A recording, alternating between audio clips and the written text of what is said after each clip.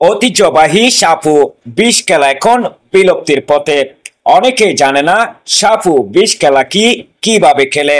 তাই দূর দূরান্ত থেকে অনেক মানুষ ছুটে এসেছে সাপ খেলা দেখতে। গ্রামীণ এই সাপ খেলা যাতে ভবিষ্যতে হারিয়ে না যায় সেজন্য বুল্লি বাদপাড়া যুব সংঘের আয়োজনে প্রতি বছরের মতো এবারও আয়োজন করা হয়েছে এই খেলা। মেম্বার রয়েছে তারাও কিন্তু সাপকে বশ করছেন, তাদের কাছাকাছি পড়ে অবস্থান করছে। তিনাদের মুখ ফিরিয়ে নিলেন সম্ভবত, কারণ একটি সাপকে। প্রধান অতিথি হিসাবে উপস্থিত ছিলেন মোহাম্মদ ফয়গম আলী, যুগ্ম সাধারণ সম্পাদক, জেলা BNP Thakurgaon. Guest of honour হিসাবে উপস্থিত ছিলেন মোহাম্মদ আব্দুল হামিদ, সভাপতি, সদর উপজেলা বিএনপি ঠাকুরগাঁও।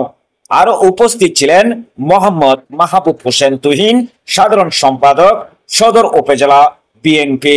সভাপতিত্ব করেন মোহাম্মদ মাইজউদ্দিন, সভাপতি, পুল্লিবাদ পাড়া যুব সংঘ ঠাকুরগাঁও। এই সময় আরো উপস্থিত ছিলেন বুল্লি প্রেস ক্লাবের সভাপতি মোহাম্মদ আব্দুর রাজ্জাক বাপ্পি।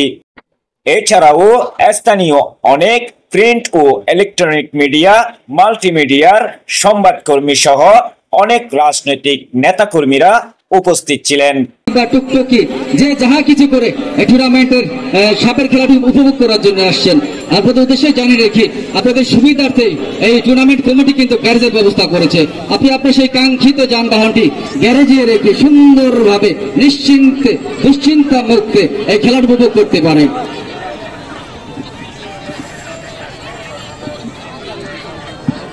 আব্দুর রহিম আপনাকে এনামুল মেম্বার ভাই ডাকছেন। আব্দুর রহিম।